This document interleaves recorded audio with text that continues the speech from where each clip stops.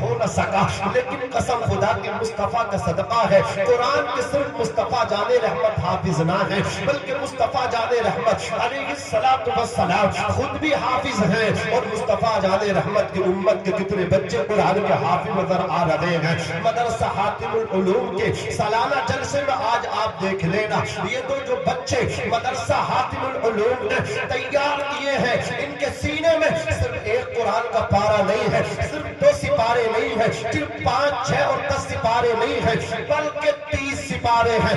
الحمد کے الف لام سے والناس کی سین تک 6666 آیتیں ہیں، 114 سورے پر قرآن مقدس مشتمل ہے، یہ جو 114 سورہ اور اللہ اکبر 6666 آیتیں ان کے سینوں میں ہیں۔ مجھے بتاؤ تو صحیح، جو آج بچے قرآن کے حافظ بنتے نظر آ رہے ہیں، یہ کس کا صدقہ ہے؟ تو کہنا پڑے گا یہ صدقہ ہے تو محمد عربی کا صدقہ ہے، یہ صدقہ ہے تو آمنہ کے لام کا صدقہ ہے۔ نعرہ تکبیر، نعرہ رسالت، جشن دستار بندی، عظمت قرآن، علامہ ناظم منظری صاحب قبلہ۔ جان رحمت نے فرمایا اقرأ القرآن فإنه یأتی یوم القیامت شفیعا لأصحابہ، قرآن پڑھو۔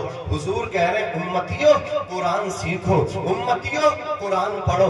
امت قرآن پڑھنے تیار نہیں ہے، برا نہ مانے، جسے 2 روپے مل جائے، کس کوئی مالدار ہو جائے نا، وہ حقیر سمجھتا ہے میرا بیٹا مدرسے کی پوٹی چٹائی پہ بیٹھ کے پڑھے گا، میرا بیٹا نہیں، میں پیسے والا ہوں، میرا بیٹا انگلش میڈیم میں پڑھے گا۔ عزیزان ملت اسلامیہ، تو کتنا بڑا پیسے والا ہو گیا بھائی، اتنی بڑی بڑی باتیں کرنے لگا، مغرور ہو گیا اپنی دولت پہ، انانیت کا شکار ہو گیا۔ تو کان کھول کر کے سن لے، تو بہت بڑے پیسے والا ہے، لیکن میں سلام کرتا ہوں مغل بادشاہوں میں سے ایک بادشاہ گزرے ہیں جن کا نام اورنگزیب عالمگیر ہے۔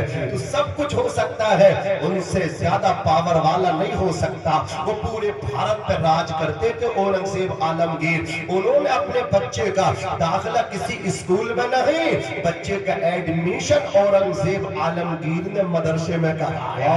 ہندوستان کے بادشاہ ہے، اپنے بیٹے کو آپ نے حافظ بنوایا۔ جب بادشاہ کا بیٹا حافظ قرآن بن گیا، اللہ اکبر کبیرہ، اورنگزیب نے کہا بیٹے اپنے دادا گرینڈ فادر کو مبارکباد دے کر کے آؤ، دادا میں قرآن کا حافظ بن گیا۔ پوتا پہنچا دادا کے پاس، شاہجہاں کے والد شاہجہاں کے پاس پہنچا۔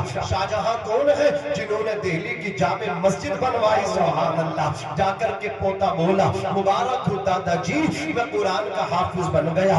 اللہ اکبر، خوش تو ہوئے، لیکن خوش ہونے کے ساتھ ساتھ فرمایا اے میرے پوتے، میرے بیٹے اورنگزیب عالمگیر سے جا کر کے کہہ دینا اگر میرا بیٹا اورنگزیب قرآن کا حافظ بنتا تو قیامت کے دن میرے بھی سر پہ ایک تاج رکھا جاتا، اس لیے کہ جس کا بیٹا حافظ بنے گا اس کے ماں باپ کے سر پہ تاج رکھا جائے گا۔ اے کاش میرا بیٹا اورنگزیب بھی حافظ بنتا تو قیامت کے دن شاہجہاں کے سر پہ بھی تاج رکھا جاتا۔ عزیزان ملت اسلامیہ اتنا سننا تھا، آ کر کے کہا پوتے نے بابا جان دادا یہ جملہ بول رہے ہیں کاش میرا بیٹا اورنگزیب بھی حافظ ہوتا تو میرے سر پہ بھی تاج قیامت کے دن سجایا جاتا۔ جانتے اورنگزیب عالمگیر کوئی فری آدمی نہیں تھے، کوئی خالی آدمی نہیں تھے، اگر بھارت کو چلاتے تھے، حکومت کرتے تھے، ہندوستان پر راج کرتے تھے۔ عزیزان ملت اسلامیہ وہ فری تو تھے نہیں، وہ خالی تو تھے نہیں کہ جا کے مدرسے میں پڑھنے بیٹھ جاتے۔ اگر مدرسے میں پڑھنے بیٹھ جاتے پھر بھارت کو کون دیکھتا، پھر ہندوستان کو کون دیکھتا؟ اللہ اکبر کبیرہ، ایک طرف ہندوستان کی حکومت کا معاملہ ہے، باپ دور ہاتھ میں ہے، ایک طرف باپ کی چاہت ہے۔ قسم خدا کی اورنگزیب عالمگیر سر پکڑ کے بیٹھ گئے، اگر میں نے اپنے باپ کی خواہش کو پورا نہ کیا تو باپ کا دل ٹوٹ جائے گا۔ اللہ اکبر کبیرہ، فیصلہ کیا باپ ٹول جائے تو چلی جائے لیکن باپ کا دل ٹوٹنا نہیں چاہیے، اس لیے کہ اللہ نے باپ کو جنت کا دروازہ بنایا ہے۔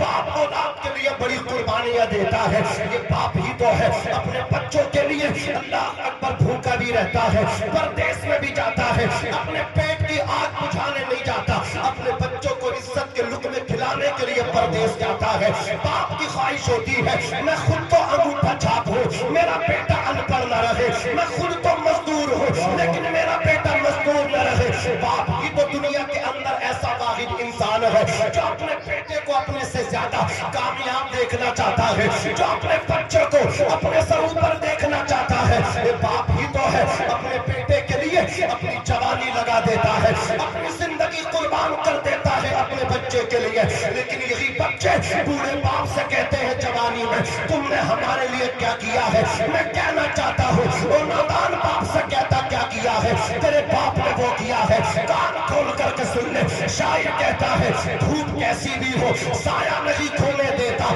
دھوپ کیسی بھی ہو سایہ نہیں کھونے دیتا، راہ کیسی بھی ہو بے بس نہیں ہونے دیتا، بیچ کے اپنا لہو چاہے وہ روٹی لائے، بیچ کے اپنا لہو چاہے وہ روٹی لائے، باپ اولاد کو بھوکا نہیں سونے دیتا۔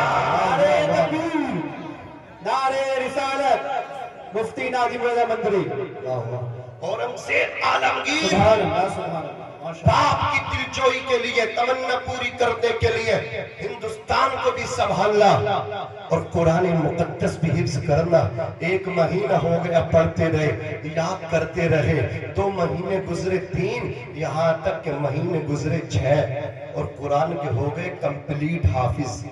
اعلان کر دیا امسال دہلی کی شاہی جامع مسجد میں رمضان شریف میں قرآن کوئی اور نہیں اورنگزیب سنائے گا۔ زور سے سلام کرو، ایسے حکمران ہے تمہارے کہ جو حکومتیں بھی کرتے تھے اور قرآن مقدس خود بھی پڑھتے تھے، اپنے بچوں کو بھی پڑھاتے تھے۔